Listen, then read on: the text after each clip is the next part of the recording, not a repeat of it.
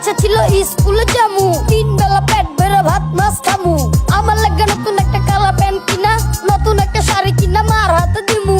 এখন এসে পিছা দিছি মনের মধ্যে কবর, পেটে আমার খিদা দেয় 3 বেলা কামড়। 1 মাস সেরি খেয়ে রোজা রাহা সোজা, আমি রান্না হারা বছর সেরি সারাই রোজা। দেশবাসী ভিন্ন রাহেন আমার দিন আইব, বলির পলার কণ্ঠ সেদিন হারা দেশ কাঁপবো। রোজার মাসের পরকালের জন্য করে না বাদ, ইফতারি না পাইলেই আমার ঘরে দাওয়াত। আমি রান্না গলি বয়, ঢাকাইয়া গলি বয়, আমি রান্না গলি বয়, ঢাকাইয়া গলি বয়, আমি রান্না গলি বয়, ঢাকাইয়া গলি বয়, আমি রান্না গলি বয়, ঢাকাইয়া গলি বয়। বড় লোকের বাচ্চা গেলে দিয়া টয়, ছিঁড়া প্যান্ট পরা ঘুরি আমি গলি বয়। আস্তে আস্তে বল করুন পারলে মারো ছয়, আমি কাপলা খেতে যাবো তোমরা কইরা জয়। ছোট কইরা শুনেন একটা ছোট গল্প বলি, কামরাঙ্গি চরের এটা 8 নাম্বার গলি।